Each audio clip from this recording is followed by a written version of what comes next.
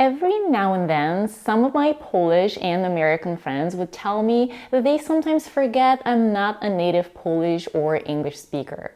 As a side note, these are two languages I've learned as an adult.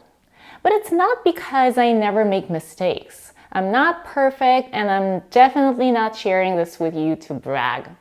This is because despite occasional hiccups, I make my conversation partners feel so comfortable that they treat me like a native speaker. How do I do that?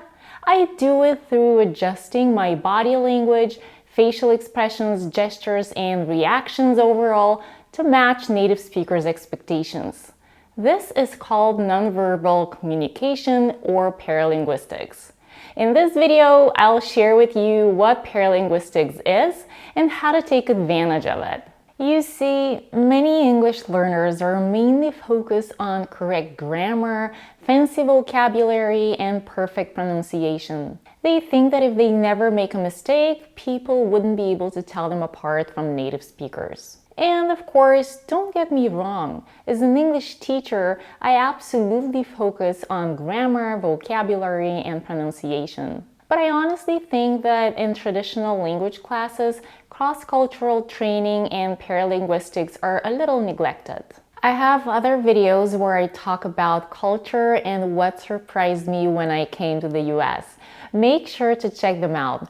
I'll put the links in the description box below. Before we move on with this video, I wanted to remind you to subscribe to my channel if you haven't already done it. This will help my channel grow, and I'll be able to share more of my knowledge and experiences with you. Now, let's look at some of the aspects of paralinguistics.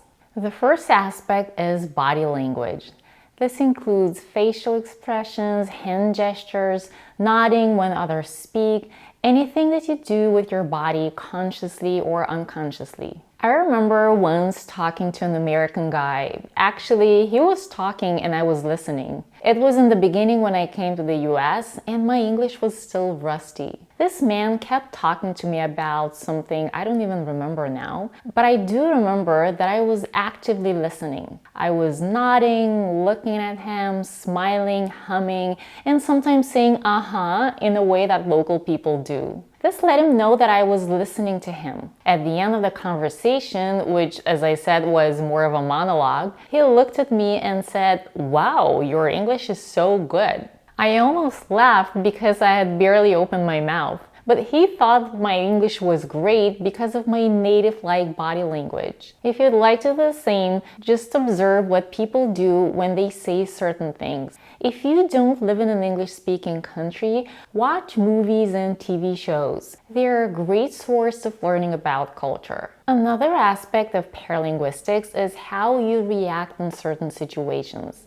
For example, here in the US, if you see someone struggling with something, before you jump in to help, you first need to ask the person if they need help, even when it's obvious. I remember once, it was my first year in the US, when I saw a blind woman struggling to cross the street. Instead of asking her if I could help her, I just grabbed her by the elbow and walked her across the street. This was something that I'd seen people in my native country do, and I assumed this behavior was universal. At the time, I thought I'd done something nice, but after having lived in the US for a while, I cringe when I remember this story. Another example is offering cookies or other treats to kids without asking their parents. This is a big no-no here. I remember when my grandma came to visit, she loved little kids, and every time she'd see a small child playing outside, she would touch the child's face and smile. This is normal for older people in Bulgaria when they see sweet little children,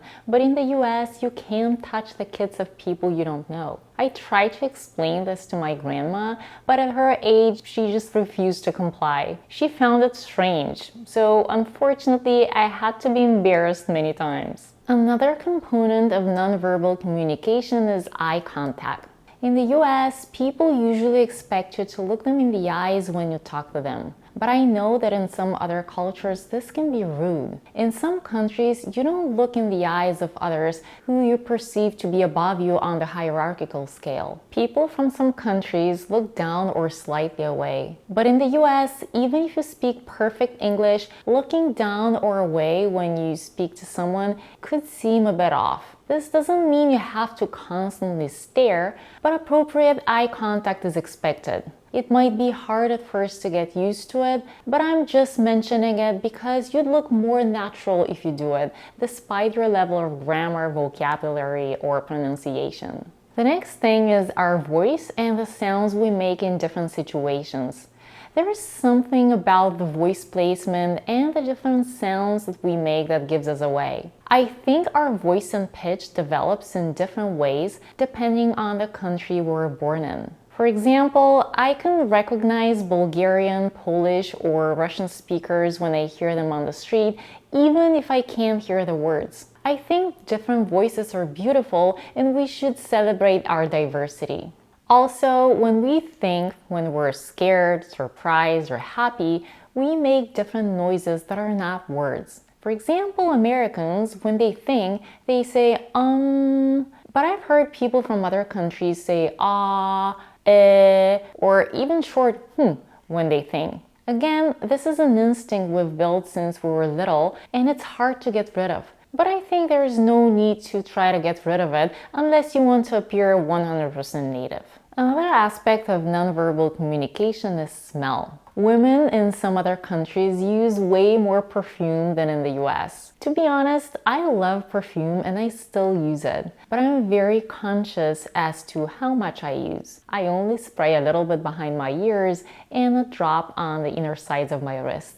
Here, many people are allergic to different kinds of smells, and Americans overall don't like it when someone's scent is too strong, even if it's an expensive perfume. So be mindful, especially at work or if you're going to a job interview. Some body lotion after a shower, if you like using body lotion, is more than enough. The next thing is time and tardiness. Being on time is very important in the US. I have many friends from other countries where being 1 or even 2 hours late for an appointment is totally okay. But Americans may get irritated if you're constantly late. So if this is your weakness, you can set your alarm clock an hour before the meeting to make sure you arrive on time. Another thing I want to discuss is how different cultures express sadness and happiness. For example, during funerals, people in some countries are expected to openly show their emotions and cry. But many Americans are not comfortable with that kind of expression. Many of them keep their feelings to themselves. Mind you, there are different cultures within the US, and even people who are born here can react differently depending on the family and environment they were raised in. But I'm sharing my own experience of what I have personally seen. On the other hand, many Americans are way more vocal when they're happy. My ESL teacher once told me that it was super strange for her how her Slavic students expressed happiness. According to her, their tone of voice didn't sound happy when they claimed they were super excited. It was funny to me because I also don't raise my pitch a lot when I say I'm happy. But today when I speak English, I try to be a little more expressive. The point of this video is for you guys to see that perfect grammar and rich vocabulary is not everything when it comes to how native speakers see you. It's important to also pay attention to paralinguistics or things you don't express with words. Of course, you don't have to change anything if you don't want to, but I just wanted you to be aware because unfortunately they don't teach a lot about cross-cultural differences in traditional language classes. Were any of the things I shared here new to you? Leave me a comment and let me know. If you enjoyed this video, please click on the like button and subscribe to my channel. Thank you for watching and see you in the next video.